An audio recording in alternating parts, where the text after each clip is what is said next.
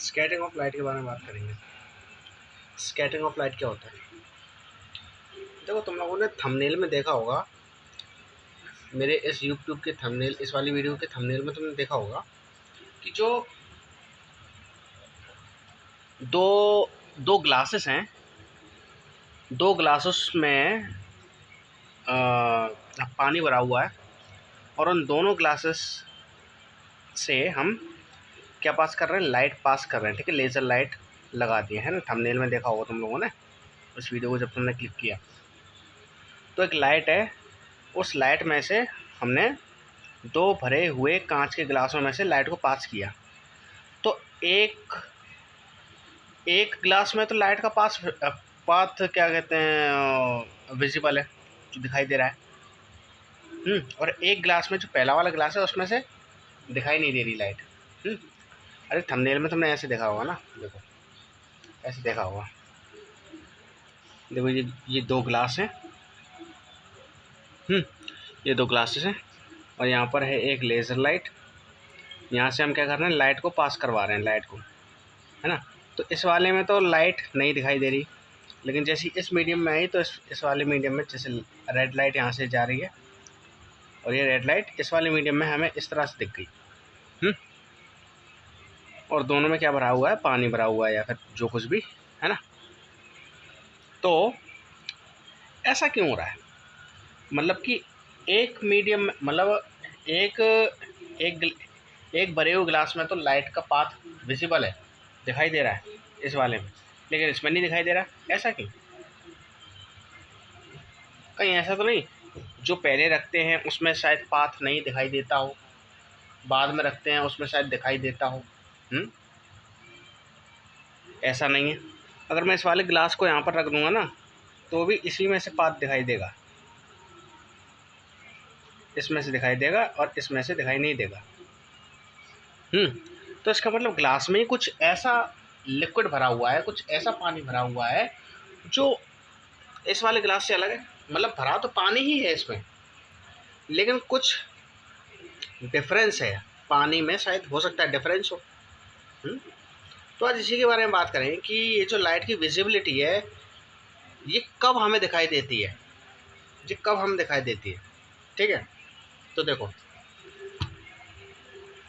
सबसे पहले तो स्कैटरिंग ऑफ लाइट समझो। What is scattering of light? यहाँ पर तुम स्पेलिंग को ध्यान से देख लेना। स्पेलिंग आई थिंक मैंने गलत लिख दी है, डबल टी आता है। तो बेटा, स्कैटरिंग ऑफ लाइट का मतलब होता है लाइट का फैल जाना। स्कैटरिंग ऑफ लाइट का मतलब होता है लाइट का फैल जाना। ठीक है, तो मुझे एक बात बताओ,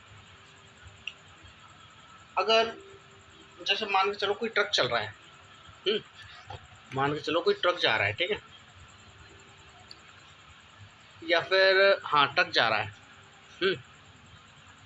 अब उस ट्रक के सामने जिसकी वो होती है, वो क्या कहते हैं, कांच लगा होता है जहाँ, है ना, यहीं पर तो होता है कांच। अरे ट्रक सामने से कैसा होता है? ऐसे ही तो कुछ होता है, ऐसा करके ये दो शीशे होते हैं उसके। ठीक है, तो इसकी इस वाले फ्रंट की बात कर रहा हूँ। ये जो दो कांच होते हैं ट्रांसपेरेंट वाले, है ना, ये ट्रांसपेरेंट वाले ये जो शीशे होते हैं। तो मैं ये कह रहा हूँ बेटा कि अगर इस चलते हुए ट्रक के कांच पर अगर कोई मक्खी आ जाए अचानक से, तो क्या मक्खी को कुछ होगा क्या? बताओ, मक्खी को कुछ होगा? अचानक से मक्खी आ जाए, वहीं इस चलते हुए ट्रक के सामने एक मोटरसाइकिल आ जाए। क्या आ जाए? एक मोटरसाइकिल आ जाए। अचानक से एक मोटरसाइकिल आ जाए, तो अगर मोटरसाइकिल आ रही है तो क्या उस मोटरसाइकिल का कुछ होगा क्या? अरे हाँ, तो हो जाएगा। मक्खी का कुछ नहीं होगा, लेकिन मोटरसाइकिल का हो जाएगा। मोटरसाइकिल क्या हो जाएगी? टूट के बिखर जाएगी। ऐसा ही कुछ होगा। मान लो मोटरसाइकिल अगर स्पीड में बहुत है तो मोटरसाइकिल क्या करेगी? टूट कर बिखर जाएगी। या फिर कार आ रही हो तो वो भी टूट कर बिखर जाएगी सब जगह। लेकिन मक्खी को कुछ नहीं हुआ। क्यों? ऐसा क्यों? सीधी सी बात है, क्योंकि बाइक जो है वो साइज़ में बड़ी है, मक्खी है वो साइज़ में छोटी है। ठीक है, अब इस बात को एकदम दिमाग में मत बैठा लेना, मैं तुम्हें एग्जाम्पल दे रहा हूँ, समझाऊंगा कैसे अब स्कैटरिंग और फ्लाइट को। ठीक है, अभी के लिए ऐसा मोटा मोटा समझो कि अगर कोई बड़ी चीज़ अगर किसी चीज़ के सामने आ रही है तो क्या होगा। बड़ी चीज़ के सामने अगर कोई छोटी चीज़ आ रही है तो उस पर कोई फ़र्क नहीं पड़ेगा, लेकिन उसी बड़ी चीज़ के सामने कुछ ज़्यादा बड़ी चीज़ आ जाए, मतलब उस चीज़ से तो छोटी हो लेकिन थोड़ी सी बड़ी चीज़ आ जाए तो वो क्या हो जाएगी, टक्कर होकर बिखर जाएगी। बात आई समझ में। तो देखो ऐसा ही होता है स्कैटरिंग ऑफ लाइट में, ऐसा ही होता है हमारा स्कैटरिंग ऑफ लाइट में। देखो स्कैटरिंग ऑफ लाइट में बेसिकली होता क्या है, जैसा कि मैंने तुम्हें बताया कि स्कैटर मतलब बिखर जाना, फैल जाना। अब क्योंकि ये लाइट का बिखराव है तो हम इसीलिए इसे क्या कहेंगे, स्कैटरिंग ऑफ लाइट, है ना। चलो इतनी बात आ गई। अब देखो मेरी बात सुनो,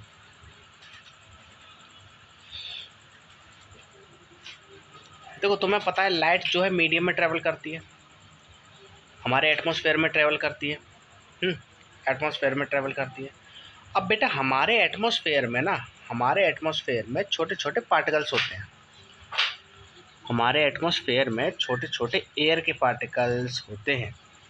ठीक है, तो उन सबसे ये गुजर कर जाती है, जैसे लाइट चल रही है तो यहाँ पर छोटे छोटे एयर के बहुत सारे पार्टिकल्स होंगे, यहाँ भी यहाँ भी यहाँ भी यहाँ भी सब जगह, है ना, छोटे छोटे एयर के पार्टिकल्स होंगे, इन सबसे टकरा कर जाती है।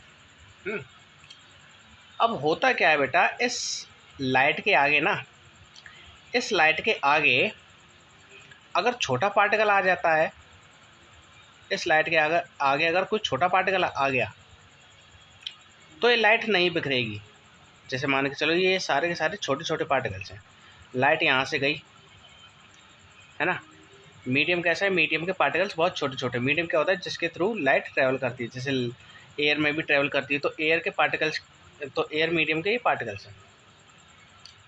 तो छोटे पार्टिकल्स से होकर अगर मैं किसी लाइट को डालता हूँ और वो लाइट इन छोटे छोटे पार्टिकल से होकर जब गुजरती है तो कोई फ़र्क नहीं पड़ता, वो सीधी जाती है और सीधी निकल जाती है, सीधी जाती है सीधी निकल जाती है। लेकिन लेकिन लेकिन बेटा होता क्या है, होता क्या है, अगर इस लाइट के सामने अगर कोई बड़े बड़े पार्टिकल्स आ जाएं, ऐसा कोई बड़ा पार्टिकल,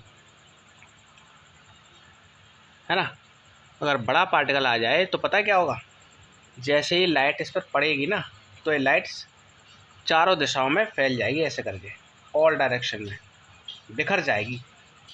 जैसे बाइक बिखर गई थी ना, टक्कर के बाद बिखर गई थी ना, ऐसे। तो कहने का मतलब ये है कि जब वो छोटे पार्टिकल से लाइट टकराती है तो कोई फ़र्क नहीं पड़ता, वो आगे निकल जाती है। लेकिन अगर लाइट के सामने कोई बड़ा पार्टिकल आ जाए तो वही लाइट, बड़ा पार्टिकल आ जाए तो वही लाइट चारों दिशा में फैल जाती है। अगर रेड लाइट है तो रेड लाइट चारों दिशाओं में फैल जाएगी। ठीक है, और हम इस लाइट को क्या कर लेंगे, देख लेंगे, यहाँ से देख लेंगे, यहाँ पर भी आँख अगर हो, यहाँ पर भी आँख हो, यहाँ पर भी आँख हो, यहाँ पर भी आँख हो। ठीक, वही बातें आएगी समझ में। तो पहले अभी इतना समझो कि अगर किसी भी मीडियम के छोटे पार्टिकल से, देखो लाइट एयर में ही ट्रैवल नहीं करती है, वाटर में भी करती है, लिक्विड में भी करती है, डिफरेंट डिफरेंट तरह के मीडियम्स में लाइट ट्रैवल करती है, और हर मीडियम के कुछ पार्टिकल्स होते हैं। बात आ गई ना, हर मीडियम में ऐसे छोटे छोटे टुकड़े होते हैं, क्योंकि हर चीज़ क्या है, मैटर है, मैटर किससे बनी, क्या है, पार्टिकल से, है ना। तो अभी के लिए इतनी बात समझो कि अगर लाइट के आगे किसी मीडियम के छोटे छोटे पार्टिकल्स आएंगे ना तो लाइट पर कोई असर नहीं पड़ेगा, वो जैसी आ रही थी वैसी निकल जाएगी। लेकिन अगर लाइट के सामने कोई बड़ा पार्टिकल आ गया किसी मीडियम का तो वो लाइट ऑल डायरेक्शन में क्या हो जाएगी, बिखर जाएगी। ठीक है, तो इन पार्टिकल्स का एक साइज होता है बेटा, ये स्कैटरिंग ऑफ लाइट जो है ना, ये बड़े पार्टिकल्स में ही काम करती है। यानी कि ये जो लाइट का बिखराव है, जो हम कंसेप्ट पढ़ रहे हैं स्कैटरिंग ऑफ लाइट, ये लाइट स्कैटर तभी होगी, यानी कि ये तभी फैलेगी जब इसके पास कुछ पर्टिकुलर टाइप के पार्टिकल्स आएंगे। पर्टिकुलर मतलब साइज में कुछ ऐसे पार्टिकल जिससे बिखरा जा सके, है ना। तो पहले इसकी डेफिनेशन देख लेना, उसके बाद समझेंगे। डेफिनेशन लिखता हूँ पहले मैं इसकी। तो देखो डेफिनेशन इसकी क्या हो जाएगी, हिसाब से इसकी हो जाएगी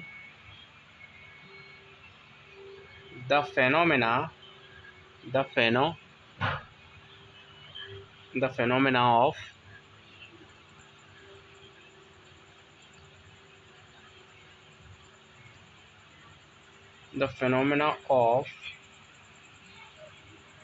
spreading of light into the all direction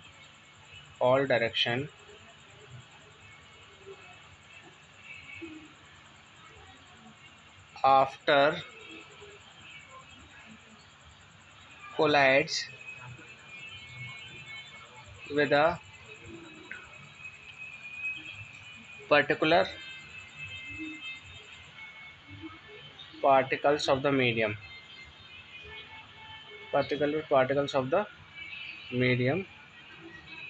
is called scattering of light। बात आई समझ? मतलब कि एक ऐसी घटना जिसमें लाइट जो है चारों दिशाओं में फैल जाती है। कब? किसी पर्टिकुलर पार्टिकल से टकराने के बाद। कोलाइड मतलब टकराना, ठीक है। Collide with a particular particle of the medium, किसी मीडियम के पर्टिकुलर पार्टिकल से टकराने के बाद जो लाइट का फैल जाना होता है, इसी घटना को कहते हैं स्प्रेडिंग ऑफ लाइट। बात आई समझ में? बात आई ना समझ में? चलो इतनी बात तो हमें समझ में आ गई। अच्छा, मैं बेटा तुम्हें एक बात बताऊं,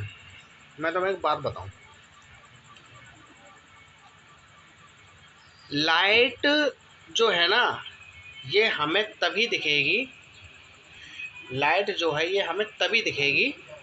तब लाइट फैलेगी बेटा,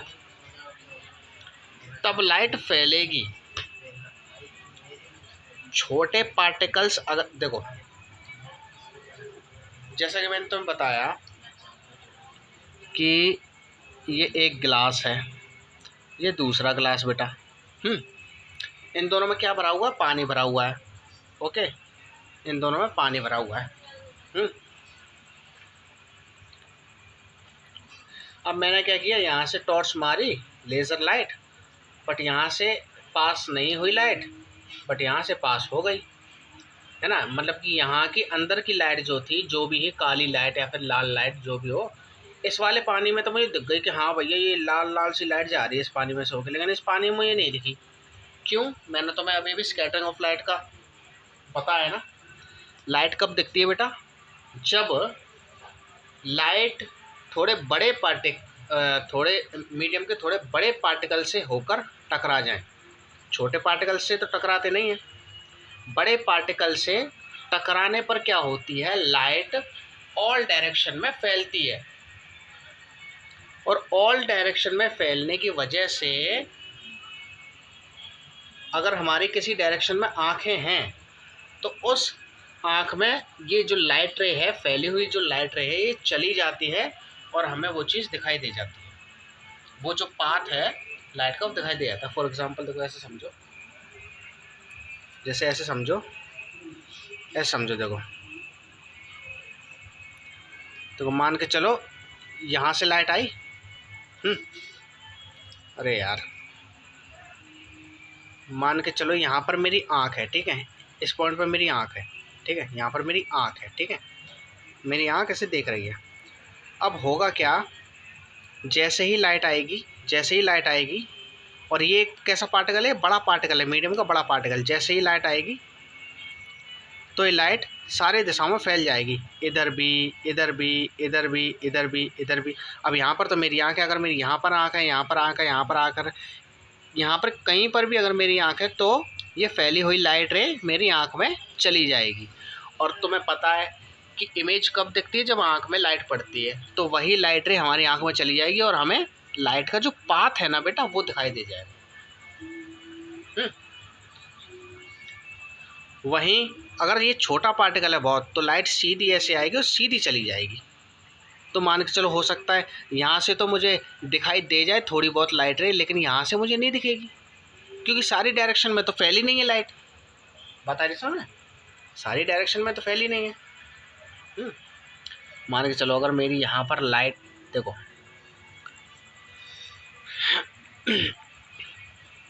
तो बात आई आपको समझ में, बात आई ना समझ में। और जब ये लाइट का पाथ तुम्हें दिखाई देने लग जाता है ना, जब ये लाइट का पाथ विजिबल हो जाता है आपके लिए, तो इसे कहते हैं टिंडल इफेक्ट। इसे क्या कहते हैं? Tyndall effect. बता रही सर, इसे कहते हैं टिंडल इफेक्ट। तो टिंडल इफेक्ट क्या है? टिंडल इफेक्ट क्या है? टिंडल इफेक्ट एक ऐसा फेनोमेना है जिसमें हम लाइट के पाथ को देख पाते हैं, और लाइट का पाथ तभी दिखाई देगा, लाइट का पाथ आपको तभी दिखाई देगा जब मीडियम के पार्टिकल्स थोड़े बड़े बड़े होंगे। ज़्यादा छोटे पार्टिकल्स होंगे उसमें से लाइट फैल नहीं पाएगी, आपकी आंखों तक नहीं पहुंच पाएगी। बड़े बड़े पार्टिकल्स होंगे तो चारों दिशाओं में लाइट जाती है, ठीक है। अच्छा, अब हमने इस पानी में ऐसा क्या कर दिया था कि भैया इसके पार्टिकल्स बड़े बड़े हो गए, है ना। ऐसा हमने क्या कर दिया था कि भैया इसके पार्टिकल्स बड़े बड़े हो गए, तो इसमें हमने बेटा डाल दिया था नमक, है ना, नमक डाल दिया था। और नमक के पार्टिकल्स बेटा होते हैं थोड़े से बड़े बड़े, है ना, बड़े बड़े। तो जैसे ही हमने इसमें नमक डाला ना, तो ये कैसा बन गया? कोलोइडल सॉल्यूशन बन गया। कोलोइडल सॉल्यूशन बन गया। कोलोइडल सॉल्यूशन पता क्या होता है? कोलोइडल सॉल्यूशन उसे कहते हैं जिसमें लाइट का पाथ दिखाई देता है, जिसमें से लाइट का, जिस मीडियम से होकर या फिर जिस लिक्विड से होकर हमें लाइट का पाथ दिखाई दे रहा है ना, उस लिक्विड को हम कोलोइडल सॉल्यूशन कहते हैं। कोलोइडल सॉल्यूशन में बेसिकली पार्टिकल्स थोड़े से बड़े बड़े होते हैं जो लाइट के स्कैटरिंग करने में मदद करते हैं, जिसकी वजह से टिंडल इफेक्ट होता है। और टिंडल इफेक्ट क्या होता है? जो लाइट के पाथ की विजिबिलिटी किसी भी मीडियम से, ठीक है। ऐसे तुम एक काम करके देखना, देखो तुम्हारे पास लेज़र लाइट तो होगी, लेज़र लाइट को जला के देखना, है ना। एक काम करना, अंधेरा कमरा कर लेना, ठीक है। अंधेरा कमरा कर लेना, एकदम अंधेरा भी मत करना। तो अंधेरे कमरे में एक काम करना, तुम लेज़र लाइट को जलाना। तो लेज़र लाइट जैसे दीवार पर जैसे तुम जलाओगे तो दीवार पर तो तुम्हें दिखाई देगी, वो पॉइंट ही वही के वहीं दीवार पर ही दिखाई देगा, वो पॉइंट रेड रेड सा। लेकिन अगर तुमने यहाँ से जलाई है तो लाइट जा तो ऐसे रही होगी, तो ये जो पाथ है ना, ये वाला तुम्हें दिखाई नहीं देगा, ये वाला पाथ तुम्हें दिखाई नहीं देने वाला। वहीं तुम एक काम करना, अगर तुम इसके पाथ को देखना चाहते हो तो इसके नीचे ना एक धूप बत्ती जला देना, मतलब हाथ में एक धूप बत्ती भी रखना, या फिर ऐसी चीज़ रखना जिससे धुआं हो। धूप बत्ती सबसे बेस्ट है, अपने हाथ में धूप बत्ती रखना और इस पाथ के बीच में ऐसे ऐसे कर देना। कैसे करोगे? जैसे कि ये रही तुम्हारी लेज़र लाइट, ये रही लेज़र लाइट, ठीक है। अभी तुम्हें दिखाई नहीं दे रही है, लाइट का पाथ नहीं दिखाई दे रहा है, ठीक है। तो अगर तुम इस लाइट के पाथ को देखना चाहते हो, फिर तुम क्या करोगे? नीचे धूप बत्ती जला दोगे ऐसे करके, ठीक है। ऐसे करके तुम धूप बत्ती जला दोगे, तो जो धुआं होगा ना, धुआं ये आसपास ऐसे करके बिखर जाएगा, तो उस धुएं में तुम्हें वो लाइट का पाथ दिखने लगेगा, पाथ। क्योंकि हुआ क्या है, धुएं के पार्टिकल्स बेटा थोड़े से बड़े बड़े हो गए, बड़े बड़े होने की वजह से धुएं के पार्टिकल से लाइट टकरा कर बिखर गई, और टकरा कर बिखर कर सारे डायरेक्शन में चली गई, और उनमें से कुछ लाइट ऐसी भी थी जो आपकी आंखों में भी आ गई, और जो कारण बन गया किसका? टिंडल इफेक्ट का। ये भी एक तरह से टिंडल इफेक्ट है, ठीक है। और एयर के पार्टिकल्स इतने बड़े होते नहीं हैं जिससे कि टिंडल इफेक्ट हमें दिखे, टिंडल इफेक्ट हमें दिखे, है ना। तो टिंडल इफेक्ट की भी एक तरह से डेफिनेशन लिख लेते हैं। टिंडल इफेक्ट की भी डेफिनेशन लिख लेते हैं। देखो टिंडल इफेक्ट, थोड़ा सा ऊपर करो।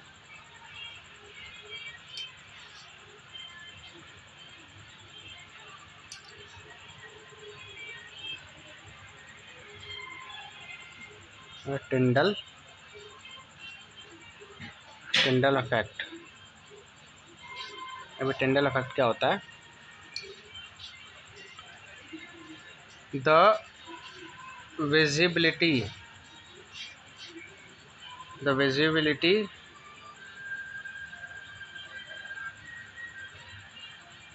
the visibility of the path of the light ray path of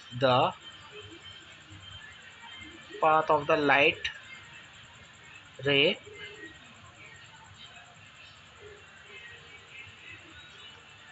in the colloidal solution solution is known as Tyndall effect. Are you asking? अच्छा, अब सर आपने ये तो बता दिया कि पार्टिकल्स का साइज बड़ा होना चाहिए, तो कितना बड़ा होना चाहिए? तो बेटा देखो, पार्टिकल्स का साइज होना चाहिए आपका, टिंडल इफेक्ट शो करने के लिए पार्टिकल्स का साइज होना चाहिए, टिंडल इफेक्ट या फिर स्कैटरिंग ऑफ लाइट करने के लिए पार्टिकल्स का साइज होना चाहिए बेटा तुम्हारा। साइज जो है ना, साइज किस में? डायमीटर में। अरे सर्कल, अरे एक तरह से, अरे हर पार्टिकल गोल ही तो होता है, तो मतलब गोल ही मानते हैं उसे, ठीक है। तो कितना होना चाहिए? सॉरी, तो इन पार्टिकल का साइज कितना होना चाहिए? ये होना चाहिए बड़ा किससे? 1 नैनोमीटर से, और छोटा होना चाहिए 1000 नैनोमीटर से। ये होता है बेटा साइज टिंडल इफेक्ट के लिए।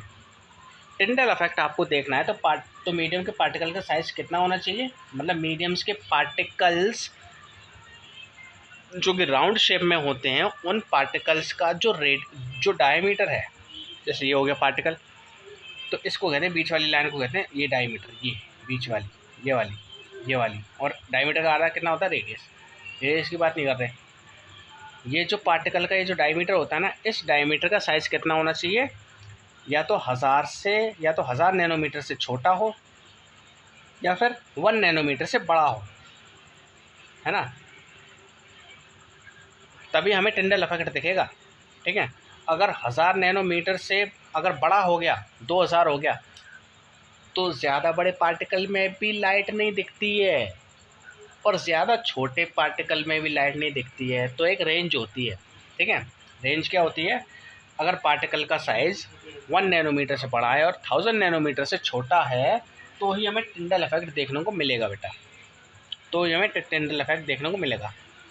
है ना। और कोलोइडल सॉल्यूशन क्या होता है? कोलोइडल सॉल्यूशन वो जिसमें हमें टिंडल इफेक्ट देखने को मिलता है। आ रही बात समझ में? तो आशा करता हूँ आपको अच्छे से समझ में आया होगा स्कैटरिंग ऑफ लाइट और टिंडल इफेक्ट, ठीक है।